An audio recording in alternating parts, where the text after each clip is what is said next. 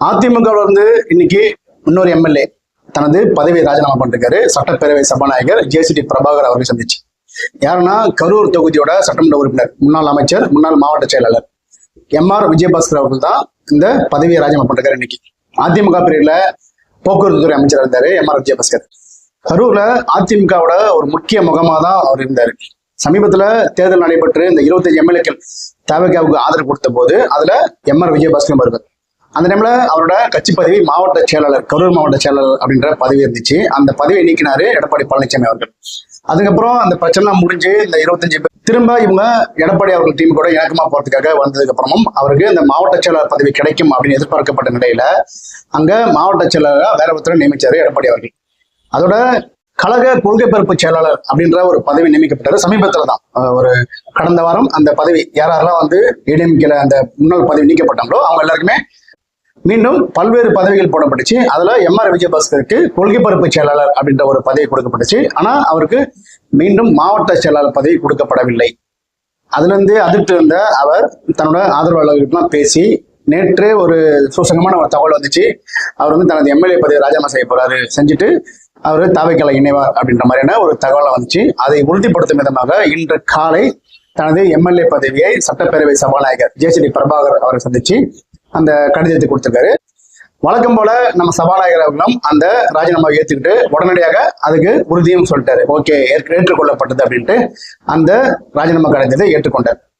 இப்போ ஏற்கனவே பாத்தீங்கன்னா மரகதம் குமரவேல், மதுராந்தகம் தொகுதி சட்டமன்ற உறுப்பினர் மரகதம் குமரவேல், தாராபுரம் சட்டமன்ற உறுப்பினர் சத்யபாமா, பெருந்துறை சட்டமன்ற உறுப்பினர் ஜெயக்குமார், அம்பாசமுத்திரம் சட்டமன்ற உறுப்பினர் இசகி சுப்பையா, விராலிமலை சட்டமன்ற உறுப்பினர் சி விஜயபாஸ்கர், இவங்க ஏற்கனவே 5 பேரு அதிமுக தங்கள் எம்எல்ஏ பதவியை ராஜினாமா செஞ்சிருந்தாங்க. இப்போ 6வதா கரூர் சட்டமன்ற உறுப்பினர் எம்ஆர் விஜயபாஸ்கர் அவர்கள் தனது சட்டமன்ற உறுப்பினர் பதவியை ராஜினாமா பண்ணிருக்காரு. இப்போ இதோட சேர்த்து 7 சட்டமன்ற உறுப்பினர்களோட இடம் காலியா இருக்கு, இடைத்தேர்தலுக்கு தயாரா இருக்கு.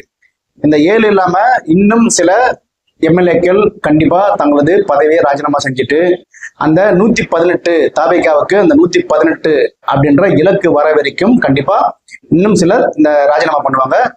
107 இருக்காங்க தாவேகா, அவங்க தனியா 118 வரதுக்கான அந்த இலக்கு நிர்ணயிப்பாங்க.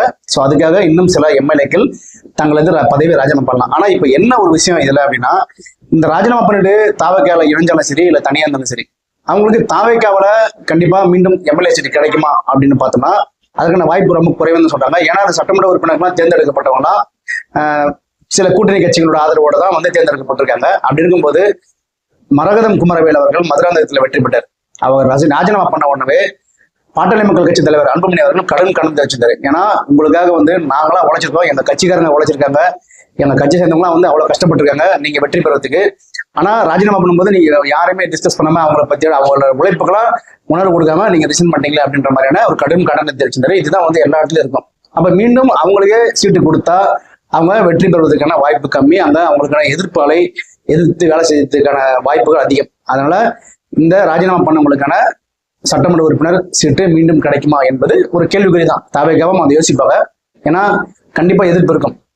சட்டமன்ற தேர்தல் முடிஞ்சு 1 மாசம் தான் ஆகுது. இந்த 1 மாசத்துக்குள்ளேயே அவங்க ராஜினாமா பண்றாங்க அப்படின்னா கண்டிப்பா அவங்களுக்கான எதிர்ப்பு அதிகமா இருக்கும் அப்படின்றது அவங்களும் உணர்ந்திருப்பாங்க. அப்ப அவங்க அங்க ஏற்கனவே தாவேகா சார்பா போட்டிட்டு தோல்வி அடைந்தவங்களுக்கு கொடுக்கலாம், இல்ல தாவேகா சார்பா வேற யாருக்கு கொடுக்கலாம். சரி, அப்படி ஒருவேளை அவங்களுக்கு இந்த மாதிரி ஏடிஎம்கேல இருந்து போனவங்களுக்கு வாய்ப்பு இல்லைன்னா அவங்களுக்கு என்ன மாதிரி கிடைக்குன்னா, அவங்களுக்கு ஏற்கனவே வாரியம் இருக்கு, 72 வாரியங்கள் இருக்கு தமிழ்நாட்டுல. அதுல ஒரே ஒரு வாரியத்துக்கு தான் திரு கூப்பா கிருஷ்ணன் அவர்கள் நியமிச்சிருக்காங்க. மீதி 70 வாரியங்களுக்கு இன்னும் நிறைய வாரிய பதவிகளா இருக்கு. வாரிய பதவின்றதான் ஈக்குவல் டு ஒரு மினிஸ்டர் போஸ்ட் மாதிரி தான். அதனால அவங்களுக்கு அந்த வாய்ப்பு இருக்கலாம், அதை எதிர்பார்த்து கூட போகலாம். இன்னும் நிறைய பேர் அதிமுக உள்ளாட்சி தேர்தல் நடக்க போகுது.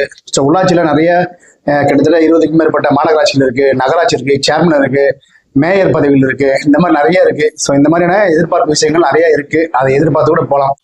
சரி, அப்படி போற எல்லாருக்குமே தாவேகாவில சீட்டு கொடுக்க முடியுமானா கண்டிப்பா கஷ்டம். ஏன்னா அங்க ஏற்கனவே புஷியானந்த் சொல்லியிருக்காரு, நாங்களாம் 30 ஆண்டுகளா விஜய் அவர்கள் முதலமைச்சர் ஆவாரு அப்படின்னு தெரியாமே நாங்களாம் அவருக்கு மன்றத்துல இருந்து கஷ்டப்பட்டு அவருக்கு வேலை செஞ்சிருக்கோம், போஸ்ட் ஓட்டிருக்கோம், சைக்கிள்ல போய் போஸ்ட் ஓட்டிருக்கோம், அவர் படத்துக்கு கொடி கட்டிருக்கோம். அந்த மாதிரி படம் வரும்போது நாங்க கொண்டாடி இருக்கோம். அந்த மாதிரி சமயத்துல புதுசா வரவங்க எங்க கூட இணைந்து வேலை செய்யுங்க, எங்க மாவட்ட செயலர் கூட, ஒன்றிய செயலர் கூட, நகர செயலர் கூட இணைந்து வேலை செய்யுங்க அப்படின்னு நம்ம ஏற்கனவே இது சொல்றோம். புஷியானந்த் சொன்னதா ஒரு விஷயம். ஸோ இந்த சூழல்ல தான் இப்போ எம்ஆர் விஜயபாஸ்கரும் போயிட்டு தனது பதவி ராஜினாமா பண்ணிருக்காரு. அவர் வந்து தாவக்காவோட சேருவாரா அப்படின்றது இன்னும் தெரியும். இன்னைக்கு தான் ராஜினாமா பண்ணிருக்காரு. ராஜினாமா பண்ணவங்க ஆல்ரெடி அப்படிதான் போவாங்க. ஸோ அவர் தாவக்காவோட சேருவாரா அப்படின்றது கூடிய விரைவில் தெரிய வரும்.